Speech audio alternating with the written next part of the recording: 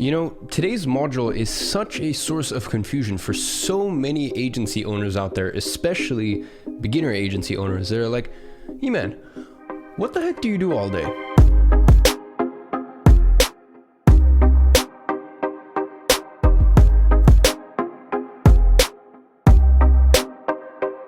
Well, in today's module, I am going to finally reveal that. And I'm also going to give you some context as to what your ideal day should look like. So that way you extract and squeeze out the maximum amount of meetings you can from every single week, and also just get as much productive, focused work done. So with no further ado, let's get straight into it.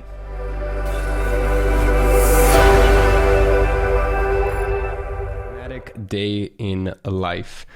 So first things first, we're going to go over setting clear work expectations, time allocation based on obligations, outreach based on life circumstances, what a day in my life looks like, when you reach tipping point, focusing on IPAs, and the core focuses of a dialed in day. So hustle culture. Now we're going to have to start off by really addressing a lot of misconceptions about work habits. First things first, if you get less than 6 hours of sleep a night, you're a failure. Simple.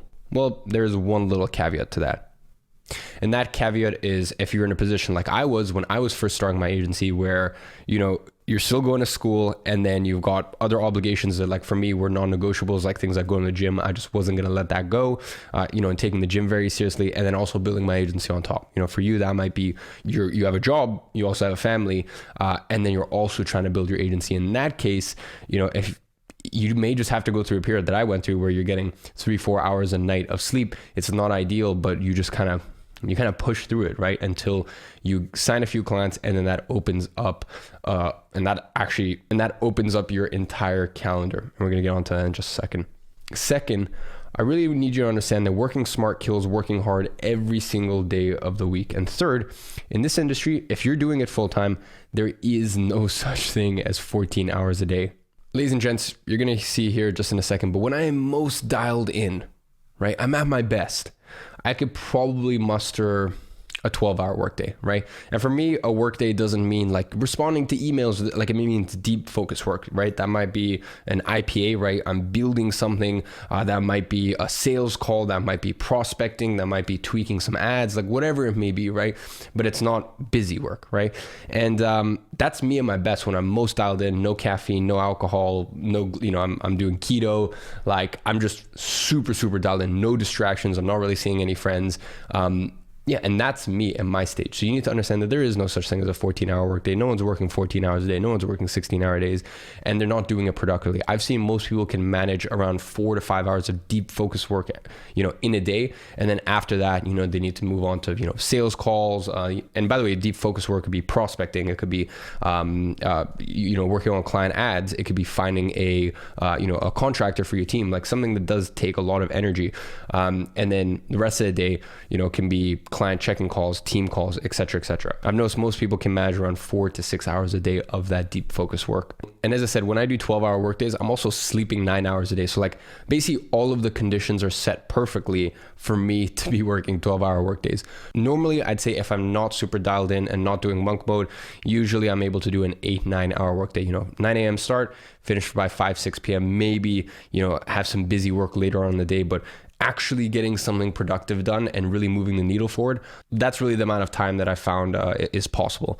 Now, I mentioned just a second ago, but when I first started my agency, I know what it's like to operate off of 4 or 5 hours a day of sleep, and it's rough, right? I totally get it. And in those periods, I had to be super creative with my time. I remember one of the stories that people find so hilarious is my meditation story. So, everyone in my school knew basically at lunchtimes, I would either meditate or I'd read, right? Because I'll tell you a little bit about how my day was structured, and this might give you some context if you've got a job, you're in school, university, whatever it may be. When I first started my agency, and when I really picked up when I was 17, right, sort of the couple months where things were bubbling right before I dropped out of school, basically my day was wake up at 7. I had to get to my school for like 8:30 or something like that, wake up, shower, etc., etc. I mean, I was so tired, I remember my eyelids would open and I'd be like, I don't want to do this, but got out of bed, made it happen, shower, went to school. Now, For me personally, I knew from a young age, I never cared about school. From the age of 14, I said, I'm not going to university. And that was a radical thought back then, right? These days, a kid says they don't want to go to university. I find most parents are like, yeah, you know what, fair enough. But, back when I was 14, that was a radical thought. So because I knew that, school was never really going to be in my trajectory, initially, if you guys want another funny story, initially my thinking was I'd finish school, I'd become a real estate agent, and then from there, I'd work as a real estate agent for 10 years, learn the craft, get into real estate, become a property developer, et cetera, et cetera. That was basically how I envisioned my path to riches, right? Ended up doing it a lot quicker than I anticipated. But anyways, for that reason, when I was in school, and also because of, I'm sure a lot of you guys were aware of the situation with me and my mom, single mom, had to take care of her, et cetera, et cetera.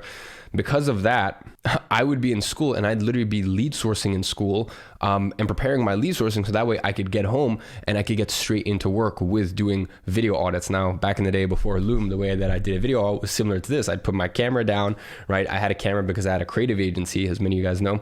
So I had the equipment, I'd put it down. I remember I would always have a yellow pad. I'd have yellow pad, pen, and then I would look at the camera and I would, go over my notes, and then I put it into Premiere Pro. I would edit up, upload as an unlisted YouTube video, and then send it to them. Man, I wish I had Loom back then. But so that's how I would structure my day. Wake up, go to school, and I knew that if I meditate when I got back from school, I would be too tired. And also I needed to use that time super wisely to do outreach, right? And I knew that if I did meditating late at night, a lot of times it would happen where if I tried to meditate at night, because I was genuinely so exhausted, I would just pass out. So I found that school lunch was actually the best time to meditate. So every school lunch, I would just go sit in and lock the cubicle in the toilet in my school that was least used.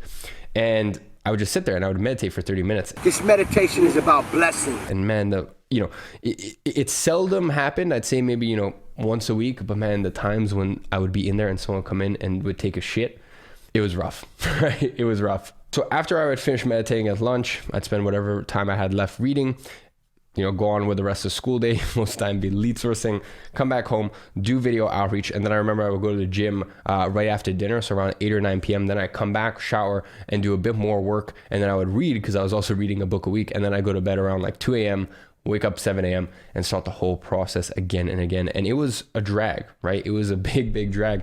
But at the end of the day, that's what you need to do when you're at that stage. And, I just did what it took. And as I said, at that stage of my journey, that's what it took to make it happen.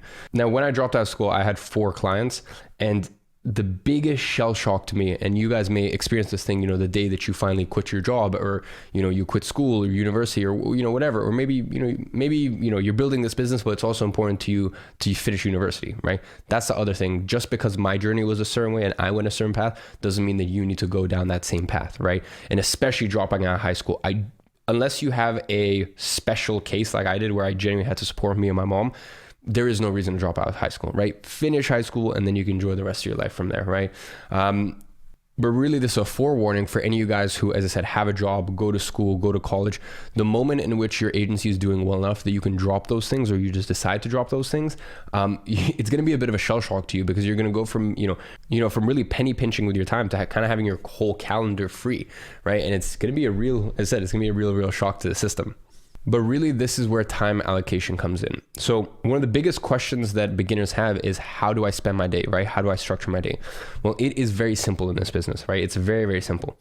80% of your time should be spent on prospecting and getting meetings and closing clients. The other 20% of the time should be spent on building systems, hiring, etc. Now, that percentage is going to be skewed, or you're going to have to adjust that if you're the one delivering the services yourself. And this is something that, you're going to have to make a decision on from day one. Do I hire a contractor to deliver the services for me and bring him or her under your agency, right? And all have it under your agency umbrella? And that structure, when you're first starting out, is on a per month, per client basis. That right there I call contractor arbitrage. Or are you going to deliver the services yourself? Now, with the obnoxious service phase, I think it's something like 45 modules, like 45 specific modules on services. I mean, it really is absurd, right? With all that, you can just deliver the services yourself. Now, if that's the case, then I recommend that 20% of your time should be spent on systems, hiring, etc., etc. And then the other 80% of your time, rather than spending 80% on sales, lead sourcing, etc., etc., that should be spent half on sales and lead sourcing and the other half on service delivery, because honestly, it's much easier to keep a client than it is to get a new one. So in that case, it's important that you basically juggle both. Now, the decision is yours. There's no right or wrong. When I first started my agency, the first was a year and a half. I did all the service delivery myself. Now, bear in mind, back then I was a creative agency and actually did have a contractor who, funnily enough, is Kieran, who many of you guys know as a product manager here at greatagency.com. Now, back then I actually did have a contractor just to help me with some captions and stuff like that, because as I said, I was doing social media management, content, etc., etc. But 90% of the work I was doing myself. So really, it's up to you whether you bring on a contractor or not. But the point is 20% on systems, hiring, etc., learning, right? Systems, hiring, learning, etc. And then the other 80% of your time, if you are outsourcing, that should be spent on sales, prospecting, etc. If you are doing the service delivery yourself, then you cut that in half and you spend half of it on service delivery and half on sales, prospecting, etc. So let's give the hypothetical situation that you have an 8-hour day and you decide that until you get to 10K a month, you are going to deliver services yourself. Well, in that situation, you can roughly spend around 2 hours a day on systems building, and maybe even starting to look for good potential hires, going through the course, learning, looking for niche case studies, because look, there's agencies out there like you and I, right? Like, let's say you're running ads for real estate agents. Well, there's a bunch of agencies out there who are posting, hey, here's how I get my results from my real estate agents, because they're using that as a case study to get more clients. Well, you as another agency can actually see what they're doing and emulate a lot of that, especially in terms of not only getting the leads, but nurturing the leads, etc., etc. So, that will be 2 hours of your day, and then 3 hours of your day would be spent on service delivery, and then the other 3 hours would be spent on prospecting, lead sourcing, etc., etc. Right? Now, let's say you only have 2 hours a day to work on your agency. Well, in that case, I strongly recommend that at least after the first one client, you definitely bring on a contractor, right? Especially because you're really in a time crunch, that's not going to leave much time for you to lead source, reach out to clients, etc., right? So let's say in that situation, you're using a contractor from day one. Well, in that case, spend 30 minutes of your day, looking for a potential hire or maybe learning, and spend the other 90 minutes of your day reaching out to clients. So that's the overall sort of structure. As an agency owner, we don't have crazy exciting lives. It's very structured, it's very rigid, it's very routine. And especially when you're on that journey from 0 to 10K a month, really all it's about is hitting that quota when it comes to your outreach. And we'll get onto that later on in some of the following phases to understand what quota you need to hit in terms of outreach, and basically reverse engineer how much do you want to make this year from your agency? How many clients do you need to sign to make that happen? And then we work, downstream. Go through the KPIs, and then you'll have a better understanding of how much outreach you need to do in order to accomplish that. And on the topic of outreach, it's really important to tailor your outreach depending on life circumstance, right? Now, if you're stuck in a job that you genuinely don't give a shit about, or you're in college and you plan on dropping out soon, then it might be worth, if possible, right? Spend the time at work lead sourcing, spend the time at work doing anything you can. For example, you can't exactly cold call at work. If you do, you're probably going to get fired, but you can send cold messages on LinkedIn, on Facebook, etc., right? You can reach out, you can send cold Instagram DMs, you can send cold emails, you can, look over your Lemlist campaigns, and we'll get onto that in just a second. We have a very, very extensive cold email outreach module in this program, but that sort of stuff that, let's say if you have an office job where you work on your computer, that's stuff that you can do and get away with, right? In the same way that I was in school, in my school, they let people type on their computers, right? Because who really takes notes these days? And then I don't know, who really organize their life with notes, right? So most people work on their computer and they just have their entire life on Google Drive or Evernote, etc. So because of that, I was actually able to lead source in school, and I was also able to send out cold audits, as in reports, not video audits, literally text audit. As I think I mentioned in this module or one of the other modules, that'll be in the video library. I'll leave you guys a video where I actually show you guys some of the audits / proposals I was sending out to potential clients while I was actually sat in my school classroom. So as I said, if you're in a situation where you are in a job you hate and you're going to leave soon, or maybe you're in college and you just don't really care and you're just really there to, please your parents and that's it, and you just kind of need to appease them for a bit, in that situation, if cold calling and cold looms are the best thing that work for you in terms of outreach, obviously you can't really do that while you're in class or while you're at work. So in that case, you can leave that for when you get home. And then while you're in class or you're at work or whatever, you can actually just do lead sourcing, right? That's a really good option. Or you might choose a different form of outreach. As I said, cold email, cold LinkedIn, cold, using a profile funnel. This is all stuff that we're going to get into in phase 4 of Agency Navigator. I really just want to make this clear. Please bear in mind that I had no interest in academics at any point in my life. And also I was in a very funny predicament with me and my mom, right? So don't listen to what I'm saying if you genuinely love your job, right? Or you genuinely love your degree and you don't want to half-ass it. But if you're like me, right, where you just, for 100% fact, with full certainty that will never be, part of your life, or, that will never be a part of your future, then maybe it's worth, squeezing out as much time as you can and, just being really nifty and crafty with the time that you have. So ladies and gents, what I'm going to do now is I'm going to lay over a specific portion of my day where basically I'm going to show you, now at this stage where, I guess I've been in this stage for 4 years now. Dropped out of school 4 years ago. Yeah. So for the past 4 years, I've had my entire day free, right? So I set my own schedule. So you're going to see from the moment I wake up to basically when I finish work, like what my work schedule looks like. And this is an example day in the life. So I'm just going to go ahead and roll that clip for you guys now, and then we'll talk again after.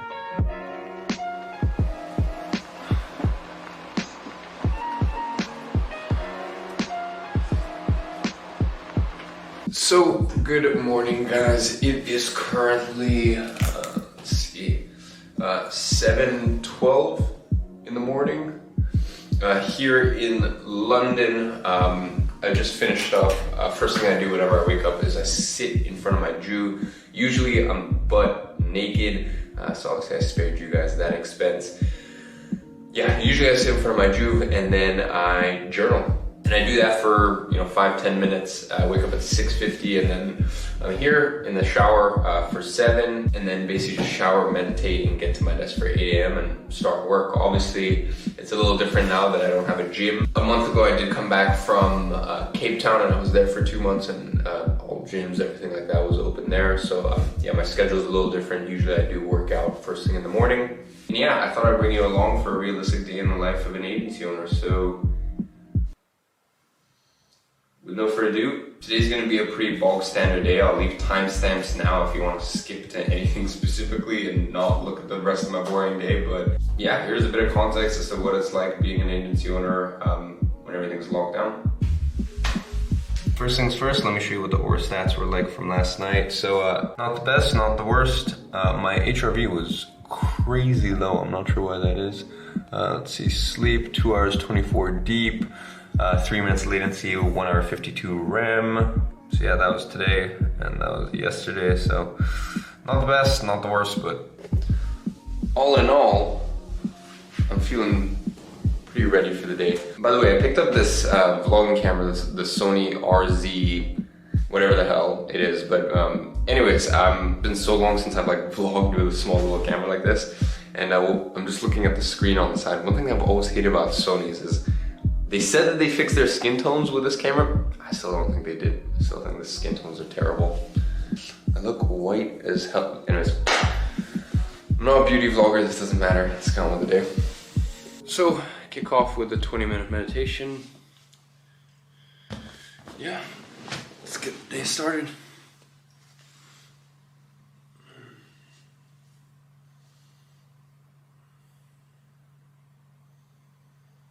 Hello there.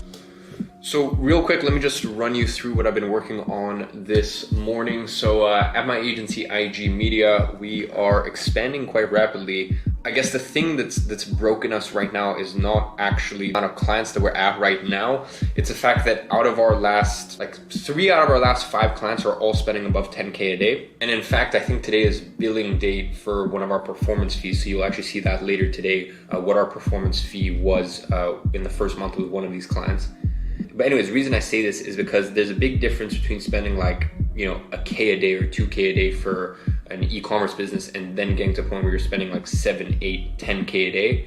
That's a real big difference. And actually, I will say one of the clients last month, we were probably spending an average of actually, let me just look it up. I remember Danny, who's my CMO, mentioned it was, I I remember Danny, who's my CMO, mentioned it was like 2.4 million crown or something like that. Swedish kroner. 2.4, 1, 2, 3.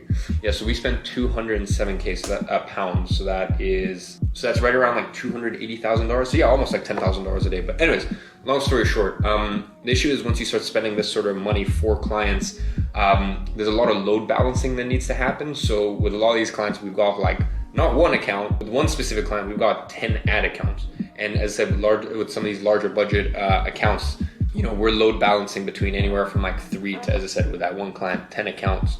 So that was really the straw that broke the camel's back. I knew that we needed to hire a new performance marketer back in like early January. And we were kind of fine until like early February. It is now, I don't know why I'm looking at my watch, there's no date function. It's now mid-March, and yeah, it's evidently clear we really need a new performance marketer like 6 weeks ago. And it's funny because when we started getting a breaking point, that's when like obviously more fuel was added to the fire, and we just got like these sort of 3 behemoth clients. So yeah, we're right around 20 clients at the moment with the agency, handling it incredibly well, still maintaining the incredible standards we have at the agency. But Danny, Luis, Kieran, like my team they're done. Like they're so burnt out. So as a leader, I should have really made this more of a priority. But this time when we've gone about hiring, we've used a very different sort of approach. And it's worked incredibly well. So far, we've had around 150 responses. The quality has been incredible. And that's across Upwork, Facebook groups, Reddit. We're running Facebook ads at the moment for the job position, LinkedIn ads, and a whole host of other stuff. It's been really interesting this time compared to last time that we went about hiring. So yeah, basically today at the moment, I'm just checking in on the LinkedIn ads, the Facebook ads. I'm going through all of the new responses. I have 47 new responses that I haven't had a chance to look at in the past couple days. And then any good candidates, Danny then takes a preliminary interview. Probably a very similar thing to the last time we went about hiring last July for the... Sorry guys, this camera cut out. I'm already having some issues with it. It's the most expensive, latest and greatest vlogging camera, but yeah, not really a fan of it so far. But anyways, as I was saying, any good candidates, basically I'm gonna sift through these 47 new responses. Danny, my CMO, is gonna have a call with them. It's gonna be probably very similar to what we did last year, which was 100, we got 150, 40-ish applications. From there, Danny took around 45, 50 interviews, and then we streamlined that down to like 7 really good candidates. And then from there, we actually gave like a list of like 20 really good candidates to our CPA students. So this time, I think we're probably gonna get like 250, 300 candidates because we're spending a decent amount of money actually getting these people through ads, Facebook ads and LinkedIn ads. So we'll probably get like 250, 300 candidates. Danny will probably take 75 to 100 interviews, a lot of interviewing. And then from there, we'll probably compile a list of 50 really good media buyers. And then from there will probably be 5 or 6 that are like world-class. I'm talking like the top 0.01% of performance marketers, advertisers, media buyers, whatever you want to call it. This time I think I'll probably hire 2 rather than 1, just to kind of future-proof slightly. And then the other list of 48 or the other list of like 40 to 50 performance marketers, we're actually going to give that to the Meridian Mastermind students. So that's launching this summer. It's sort of our highest level of service and support. Yeah, I've been wanting to launch a mastermind for a long time, and I think everything that's going on in the world, kind of the craziness of it is kind of coming to an end, and just that face-to-face, I think there's nothing more valuable to it. So that'll be a year-long mastermind. And as I said, because we're so meticulous and spend so much time and money when it comes to hiring, it's a shame that sort of all these other good candidates go to waste, which is why we give it to some of our students at the education company. So yeah, let me just kind of show you what the process is like. So you can see right here, this is my beautiful CMO Danny. Your interest in energy media world. Yeah, you can tell he's a CMO and very analytical. But yeah, so basically this is the page that they come to unless they've come in from Upwork. Yeah, so this is kind of the page they come to, and then at the bottom they fill out this application. And yeah, so far as I've got like 47 responses that I haven't looked at, but you can see some very interesting, some of the questions that we ask. And obviously For members of CPA, we're actually going to add a 2-hour segment to the Vault, which is the whole live aspect of CPA, basically just going through all the ads, all the ad copy we wrote, how we managed to get so many applications, what we ask, the entire process, like over the shoulder walkthrough. But anyways, you can see right here, tell me about some of the most difficult problems you've worked with and how did you solve them in your life, work, somewhere else. It's interesting because some people will talk about things in their personal life, relationship, like you get some and then, a lot of actual business or work. So it's very, very interesting. Another really interesting question, when, if ever, is lying permissible? It's very interesting just to ask some of these sort of high level questions. And then what was your biggest frustration with your previous boss, employer, or client? So yeah, basically, as I said, the mornings is just kind of like my quiet time, from 8 a.m. all the way until my team calls start at 3 p.m. And then earliest any sort of client check-in calls or sales calls start will be around like 1 p.m. So it's nice because I got that like 8 a.m. to 1 p.m. period and time frame just for myself to focus on some of the high level stuff with the agency. So yeah, that's what I'm working on this morning.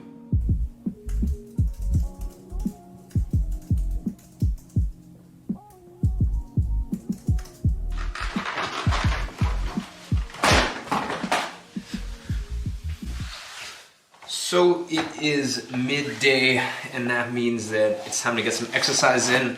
Now, I'll be honest with you guys, my exercise routine or my workout routine is just so off at the moment. For me, it's just a matter of, 30 minutes, well, no, it's not 30, 45 minutes, because I'm in monk mode at the moment. 45 minutes just getting it done, and that's pretty much it. So, probably 3 times a week, I'll just do a little at-home push-ups, pull-ups, weighted push-ups, pull-ups. And then, 4 times a week, I'll just go for like a little run. And I'll be honest, I'm kind of just coasting at the moment. Last year I really pushed myself physically. I ended up boxing for 6 weeks, like every single day, twice a day, and had a fight at the end. I ran a marathon with like 14 days prep. That was definitely an interesting experience. So yeah, right now at the moment, nothing's open, no gyms, nothing like that. I came back from South Africa, and there I pushed myself a lot. Every day was training really, really hard in the morning with my buddy Pete.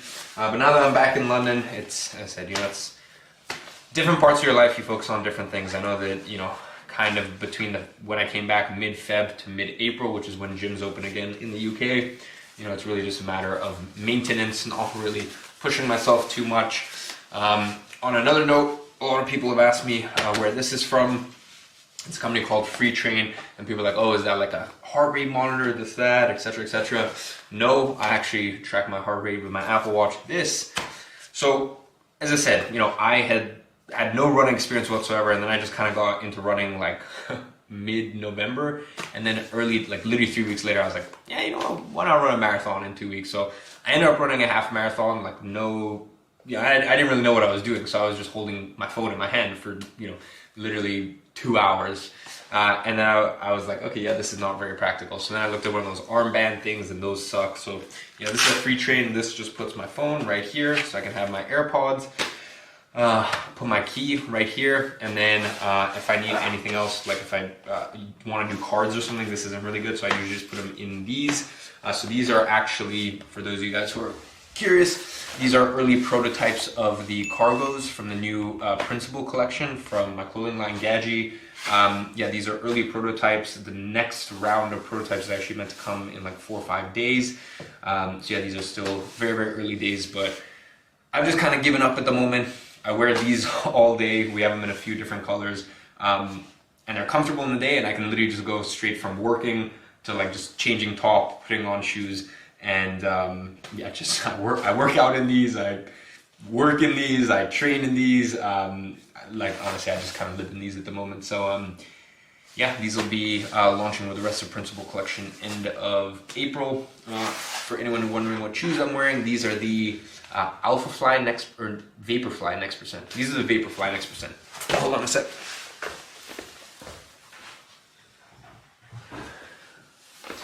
I got these as well, which are the Alphafly Next Percent. There's still some mud at the bottom. Anyways, I got these. Now, I actually bought these for the first time in Cape Town, and I hated them. Like, literally, I ran in them twice, and then I gave them to my buddy, because I was like, Man, my house is so dirty. This is the only downside I've realized to having a 4-floor house. I went from having a 2-bedroom apartment last time, and I stayed there for like 2.5 years, and then I was like, the entire time I was thinking like, let me upgrade. Ended up moving into here, which is a 4-floor house. I live in Knightsbridge in London. I used to live further down, like more like central Chelsea area. But yeah, so I moved into a 4-floor house, and it's the worst. It's funny, guys, because everyone thinks that they want to like get a bigger house and more cars, and like, man, as you go along your journey, you just realize like you just want less stress in your life. So it's one thing to have things in your life or nice things in your life. It's another thing to maintain them. That's one of the reasons I don't have a car. It would just like stress me out. It's sitting there, having to do maintenance, etc., etc. Anyways, I don't know how I got on this. Oh yeah, dirty house. These as well, for anyone who's getting into running, strongly recommend these. I ran my marathon in these. These are kind of like marathon running shoes. So my best piece of advice to you, if you're doing serious running, like if you're about to run a marathon, right, for sure, go for these. But I see a lot of people doing like, I see a lot of people doing like 3Ks, 5Ks, 10Ks in these, and it's just like, and you will injure yourself in these, trust me. These are a lot more forgiving, like these are the perfect blend, so this still has a carbon fiber plate in here, same as this, but like, honestly, like you'll do your knees in with these. And either way, honestly, I'm just not a fan of these, full stop. Which is funny, because this is the second pair I owned. I've caved in twice, but whatever. Let's go for a run. Simple run for today. Been doing a lot of training at 159 BPM. Basically, when I ran the marathon, I did in sub 4 hours with 14 days training, which like, I'm not even gonna celebrate or like take credit for, because I didn't even think I was gonna be able to do it. So it was honestly just like a total shock to me as well. But yeah, my heart rate was savagely high.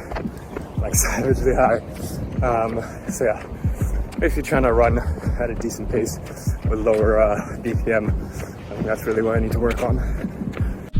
Too close. All right. Yeah, there we go. So, ladies and gents, back from my run.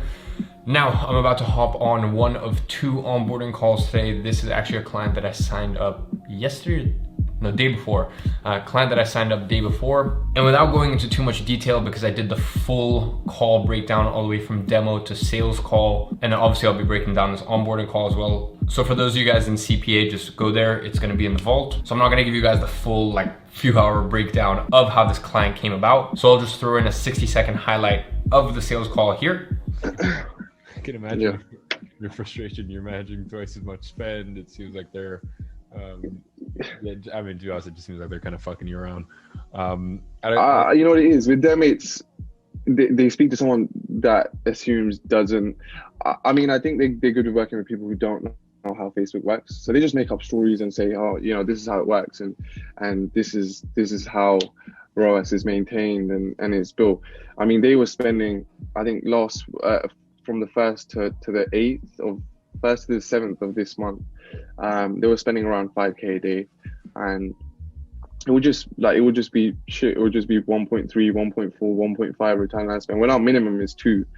That's where we break even. That's not even where we make anything on top. So we were doing about let's say they were doing 1.3 and 1.4, and it took them. And then again, they didn't overnight just spend 4. They did. They started spending a K, then 2, then 3, then 4, slowly until they got to the point where they were spending 4.5. I cut them off on the 7th. I then off the bat just released 4K and spend overnight myself, fresh campaigns, all new creative, all new copy, and we're sitting at 2.6, 2.7. They're charging us 10%. So 10% of whatever they spend in a month is their fee. 10% ad spend. Yeah. Okay. I assume you're a bit more pricey than that. No. These guys are fleecing you. Oh, are they? No. Here's the thing. So, I have so a little bit about me. Obviously, I have my advertising agency, but I also run an education company called Great Agency. So, yeah.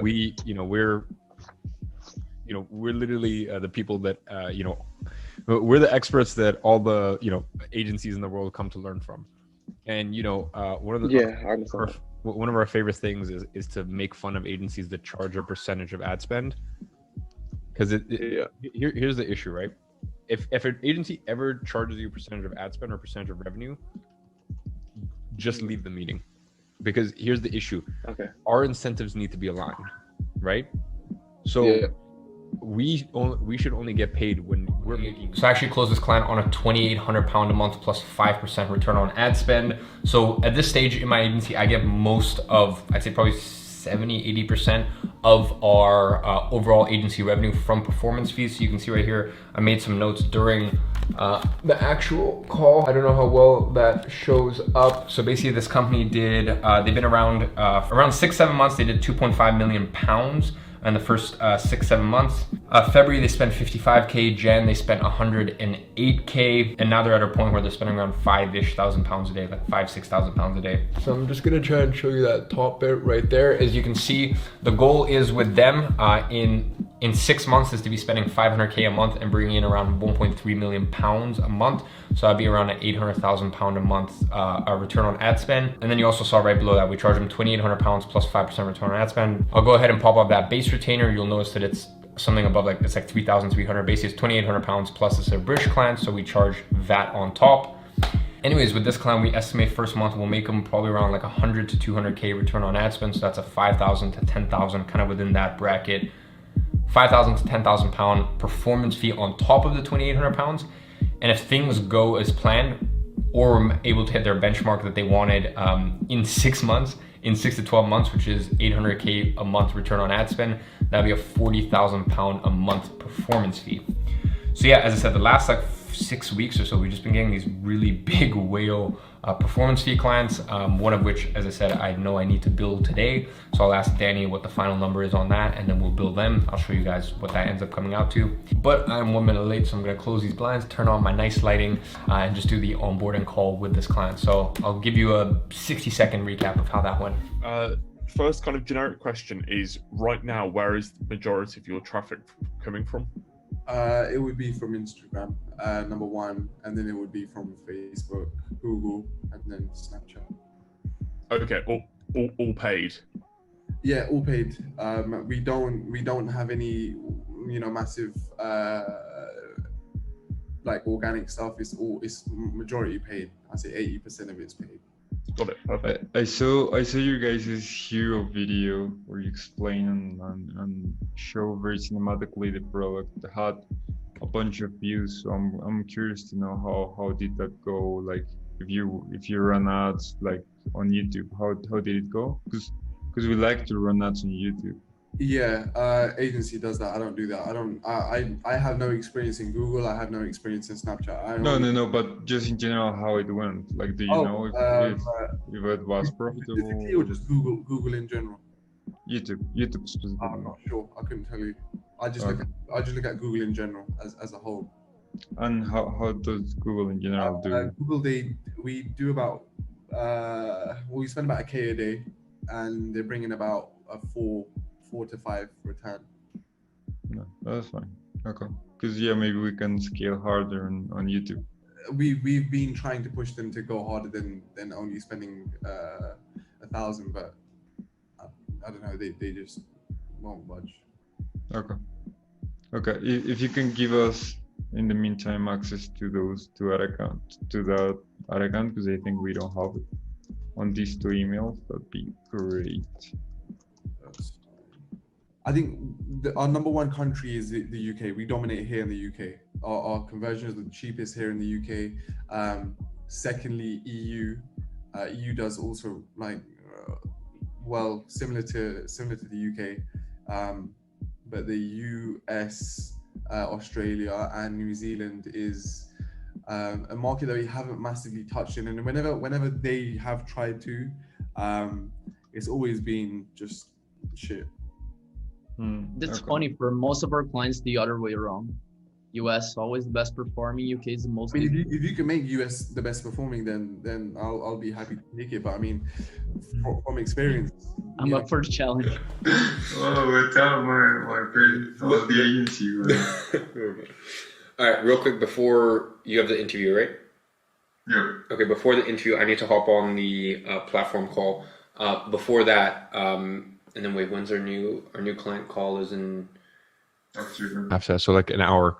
Okay. Can you send a loom to once your interview is done? Can you send a loom to and just go over what our return on ad spend, like how much we spend, basically just our performance fee for last month. If you can bring that down. Yeah, for sure. It's from 17th of Feb to 17th of Feb. March. Yeah. Wait, let me just check the billing. 17th to 17th. Okay. Yeah, Awesome. yeah. It's 5% on anything above 100K return on spend. Yeah, I could tell you now if you want. Okay. Let me just put it up over here. Apply and buy one. Okay. Perfect. Okay, so from the 17th. Of Feb over here. Although attribution, I mean, we'll still get attributed some sales later, but well, we spent 2,078,000 crowns and made back 4,757,000 crowns. So if I were to do the math over here real fast, that's 4,757. 1, 2, 3 minus 2,070 something. 1, 2, 3. That's 2.7 million crowns roughly. I'll do the proper numbers in the loom. Okay. But if I were crowns, That's $316,000 back. Mm-hmm. So we take out. We take 5%. 100, yeah. Yeah, we take 5% 100K on anything. right? Yeah, so the first $100,000 we don't take any performance fee from. Okay, so if I subtract 100K to 316K, that's 216K, and the 5% of that, that's $10,800. It should be a little bit higher because I rounded down. Okay, yeah, I saw that. So $10,800. Yep. Okay, perfect. So that's like 7,800 pounds. Okay, so yeah, obviously we actually build them in pounds. Okay, good first month. Very good first month. Yeah, man. Do you see room to scale? Do you see they want to scale to 150,000 Swedish crown? Yeah. How much is that in pounds or dollars? They want us to spend 500K this weekend. What's a 250 a day? Yeah, that's around 30 grand a day. Dollars. Yeah. Some of the products aren't keeping the ROAS as high as ideal. So we'll see how it goes. Be a challenge. Okay, well, yeah, if you can just go ahead and just do the final numbers in the loom and just send over the loom after your interview, just with all the final numbers and stuff like that. And I'll build them in like an hour or so when I see that loom come through. Because yeah, speaking of spending 30K a day for this client, you need to get on that interview and help us find our new performance marketer. All right, perfect. Cheers. Peace out. Sure. All right, guys. So just finished up with my second last call of the day for a super secret project. It's not really super secret, but yeah, won't talk about it in today's video. Yeah, it is currently 5:41 p.m. here in the UK, and I got one final call in the day, and that is a client onboarding call. So let's head into that. I'll probably do a screen record and drop some clips in. Better contact. Because yeah, that's the thing. You've got the product. You've got like 3 out of 4 of the pieces of the equation in place. It's just if you can get this product to Holland quick. Because I mean, like 60,000 euros worth of product. like just consider that sold. Yeah, just consider that so like it's just that's not much for us to move. So. We haven't run out. Okay. Well, I'm the one who makes the big claims, and then Danny's the one who shouts at me. No, but I mean, it's just like as you said, you've done that. You've had 60,000 days before you said. Yeah. Not with this product only.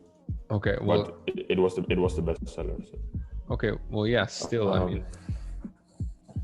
But indeed, I think we have to or I have to think bigger, and we know the potential, and it's not like a big gamble or something. It's just indeed what you said. Shipping should be faster. The main thing is you know this product works. Yeah. Yeah. Yeah. And indeed, yeah, this supplier has made like 10,000 packages already. But we can ship that to another supplier or whatever. But we'll make it work, and now place a new order. Okay. All right, perfect. So, ladies and gents, I wrapped up with all my calls for today. It is currently like 6:25-ish. Danny sent that. So let me put this down. Let me explain kind of the way we do things at the agency. Is that, pop that up slightly. Oh, there we go. So the way we do things at the agency, at the moment around like 70-ish%, I'd say, yeah, probably around 70% of our agency revenue actually comes from performance fees. Yeah, 70%, I'd say 70%. I was gonna say like 60, but yeah, I'd go as far as say 70 at the moment. So obviously when it comes to performance fees, a client is billed. So for example, this client, this is actually their first month with us. So we bill our performance fee in this client's example. In this client's case, it was £1,600. That's just our base retainer. Now it has been around like 34-ish days since they signed. So it's actually now been like 37-ish days, basically like a week since their billing date, right? And a week after their billing date, Danny, who's my CMO, comes in and basically goes through all of the ad accounts, all the different platforms. Now, it's very easy to do this with our client reporting system that we give all the students inside of CPA. Let me move that away. But yeah, so we do that. We gather the grand total, then we minus any double purchases, any issues in terms of attribution and tracking, then also minus the ad spend, and that kind of gives us our grand total. So I'll pop it up on the screen, but also just I'll pop it up on the video, but also just have it in front of me. So we did, with this client, this is a Swedish client, we did 4.7 million Swedish crown revenue, and we spent 2.1 million Swedish crown in our first 30 days, which basically leaves a return on ad spend, so converting to dollars, of $323,000. So we made this client $323,000 return on ad spend.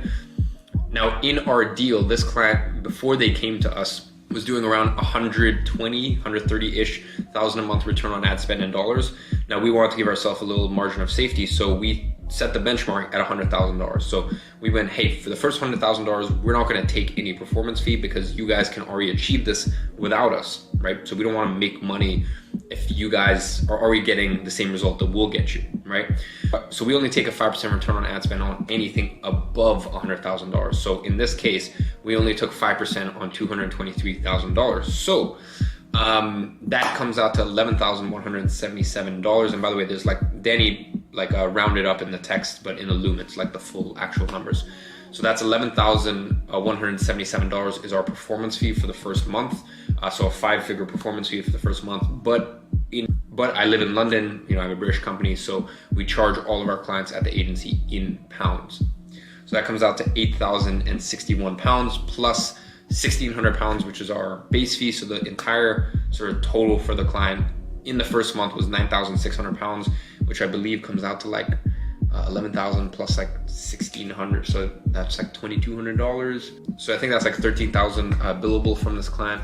So what I'm gonna do right now is, where's my phone? My phone is here. What I'm gonna do right now is I'm actually gonna bill them, as you can see right here. So you can see 5% ROAS performance fee, first month 8,160. You can see I'm gonna press pay automatically, and then I'm gonna show you my guys' iPhone, and then I'm gonna get Tristan to blur it out as best as he can. So send. Let's hope their bank doesn't decline. We'll get Tristan to blur out their name, but unfortunately, yeah, let me put that down there. Unfortunately, sometimes this happens. Where is a Stripe? Let me just check. Yeah, unfortunately, sometimes this stuff happens. I mean, you know, when you're doing like a five-figure sum, yeah, comes back as do not honor. So yeah, I should be able to do this without revealing any sensitive client information. You can see right here, the bank returned the decline code do not honor. So basically what do not honor means is the bank basically just declined it. Like the client has enough money, there's no issues there. The bank just declined it because it's a larger than usual amount. probably. So I'm just going to message the client right now and let them know that, hey, the payment got declined. Yeah, that's pretty much that, guys. There'll probably be a last few little bit of the vlog. Now this vlog will probably go out like a week after I recorded, or maybe like 5-6 days after I recorded. So I'll throw in like 100% it would have come in. So I'll throw in a screenshot right now of the payment, or maybe even it comes in later today. But yeah, that's a little bit about how we bill at the agency, and a little bit about what kind of the first month retainer or performance fee looks like for kind of one of our average to higher ticket clients. Now, when Danny dropped the loom to the clients to let them know the billable, which I think the last one was like 8,000 or like 8,400 or something like that.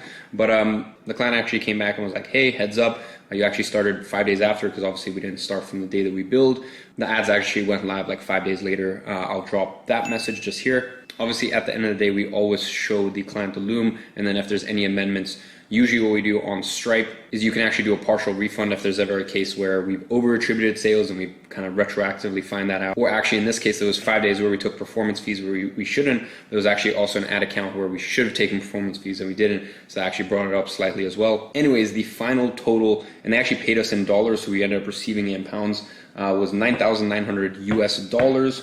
So we received 7,000 pounds. I'm just looking at my bank account. And I'll go ahead and throw up the screenshot confirmation on Slack, and I'll also show you guys right now. So as you can see, they sent 9,900 US, and I ended up receiving 7,000 pounds. So there was a little bit of transfer fees taken. So it wasn't quite a 5-figure performance fee for this month, but between the $9,900 performance fee in the first month plus our billable with them, which is just a small $2,200 retainer, that comes out to $11,000 billable in the first month with this client. So yeah, definitely a great client. And Danny thinks that we're going to do around 15,000 pounds, so around like $22,000 in just performance fees in the second month. So yeah, very, very quickly ramping up with this client. They're an awesome client to have. We've had a great time with them. And yeah, with no further ado, let's go back 7 days to the rest of the vlog. So as you saw in that day in the life, it is very, very unexciting, right? So a couple of things that I did spend most of the morning on hiring. For me at my stage of the journey, and this is something you're going to get to once you get past sort of 10, 20K a month, hiring is by far the most important thing that you have to do for your agency. Truly, that's the thing that separates a good agency with a world-class agency, right? So I basically spent my entire morning on that, and then I had a sales call, and then a check-in call and team calls, right? It's a very, very boring day in general. And that's really what a day in the life of an agency owner is like. For me, the morning work blocks are always assigned to building a system, maybe building a workflow, hiring, really that sort of stuff that is going to strengthen and grow my agency month on month. Now, also please bear in mind that at this stage of the journey, ever since, it's been 2 years now, ever since, mid 2019, we've been getting 80% of our clients through ads. Right? So that's something that I go over every single day with my team. We check the ad KPIs to make sure that, we're not overspending, to make sure the lead flow is good. We're checking Calendly, we're checking the applications, making sure that we're not paying for duds, et cetera, et cetera. Now, if I didn't have that in place before when I was getting to 20K a month, 30K a month, 70% of my day was on outreach, right? 70% of my day was on lead sourcing and outreach, right? So you can just kind of swap those two around. So as I said, the morning work blocks, and I don't have any meetings, any sales calls in the morning, right? Really all of my sort of action with my team, with sales, et cetera, client check-in calls happen after 2 p.m. And that's because I want to use my mornings to focus on IPAs. And you might be wondering, Iman, what is an IPA? Well, an IPA is an income producing activity. This is something I've been talking about and fixated on since 2017, because as I said, I saw a lot of people working super, super hard and not really getting many results. And that's because of this concept of IPAs. And really at your stage, the biggest IPA is lead sourcing and outreach. And as I said, you'll get to a stage at around $10,000, $15,000 a month where it makes sense for you to bring on an appointment setter to duplicate and basically extend the scale of what is already working for you. Or on the flip side, that might be a good time to start running ads. And both those things are massive focuses inside of CPA, and really something that we obsess over and we relay and show you guys how to do with world-class precision. Anyways, I digress. Hopefully that should give you a little understanding of where your time and attention needs to go. So let's go ahead and go over the simple takeaways. The real takeaway from today is pretty simple. Less work, but focused. And 80% of your time, unless you decide to do the service delivery yourself, then, split it 40% on 40% on outreach, 40% on service delivery, and that other 20% is on systems building, learning, hiring, etc., etc. And really just always focus on income producing activities. And the last thing I'll leave you with, and I think a lot of people really get stuck with this, because look, when you look on Instagram, when you look on I don't know, when you look on YouTube, you know, when you look at Gary Vee, when you look at a lot of these other sources, and I think I've even seen a lot of entrepreneur day in the lives, and they're like, wake up, meeting, go get a smoothie, go to this thing, go, you know, and it's, I want us to leave, you know, my own personal day in the life to really just show you it's not fun, right? Like, I think a lot of people think entrepreneurship is like being a rock star. Entrepreneurship is like being a scientist, honestly, right? Entrepreneurship is being a scientist. Entrepreneurship is a bunch of little different experiments where you're tweaking, and that's really what outreach is as well, and service delivery, right? It's an experiment. You have a hypothesis as to what will work. You test it, you tweak it. It may not work or it may work, and you keep reiterating that process. And, you know, it may take you a week, it may take you a month, it may take you a few months, right? To really, really dial it in. And also bear in mind, that's the way that all results go, right? Results go like this, and then results go like this, and then you figure out something that takes your business or your results, your outreach to the next level, and then it goes like that, and then you plateau for a bit, and then it goes like that. Like, it's not linear, and I also find it isn't like this thing that, you know, a lot of stuff on Instagram will make it out to be. Usually it's straight line, you know, because you're plateauing, you figure out that thing. And once again, the reason it's straight line is because, as I said, you're a scientist. That's what an entrepreneur is. You're a scientist. So you're tweaking, you're making all these little experiments, and you're stress testing, and you're also seeing what works, right? And you have all of these hypotheses, right? I believe it's hypotheses, not hypotheses. Yeah, yes. Anyways, so you have a bunch of these, and most turn out to be wrong, right? And that's why that's what this plateau period is. But then you get something and it sparks and it's correct. And that really takes that part of your agency to the next level. And that's when you see that skyrocket up, and then you plateau for another few weeks, few months. And, you know, even for me, that's how it works at our agency, right? So, you know, I really want you to get that through your head. As an entrepreneur, you know, your day is not very exciting. It's not very sexy. It's pretty boring. And your day is more similar to a scientist than it is a rock star. So ladies and gentlemen, for today's action step, I want you to respond to an introduction post and give them a massive grow your agency welcome. You know, very simple. Someone has just made a massive leap. You know, they're standing on this cliff edge, looking at all the endless possibility, but it's also super scary, right? I just want you to take it back to the first time when you joined the program. So, you know, give them a massive, massive grow your agency welcome. You know, give them a massive, massive grow your agency introduction. So that way they know, fuck, this community, like, we're all here for each other. And, you know, sometimes like I want to throw up in my mouth a little bit, because I'm not very like a big like motivational rah person. I'm not very like, I don't know, like I'm not, it sounds very like, you know, high fives for trying. No, but like seriously, like I want you to understand that what you're doing here is fucking hard, right? Like, you are a warrior, woman or man. You are embarking on a journey to absolutely change your life, right? To build entrepreneurship, you know, to take care of your family, to take care of your loved ones, and also to live a very extravagant life if that's what you want to do, right? You deserve it. You work for it, and it's tough, right? No avoiding it. So let's all go ahead and make it a little easier for each other. So on that note, I hope you guys enjoyed this module. I hope it gave you a bit of a context as to what a realistic day in the life looks like, and I'll see you guys in the next one.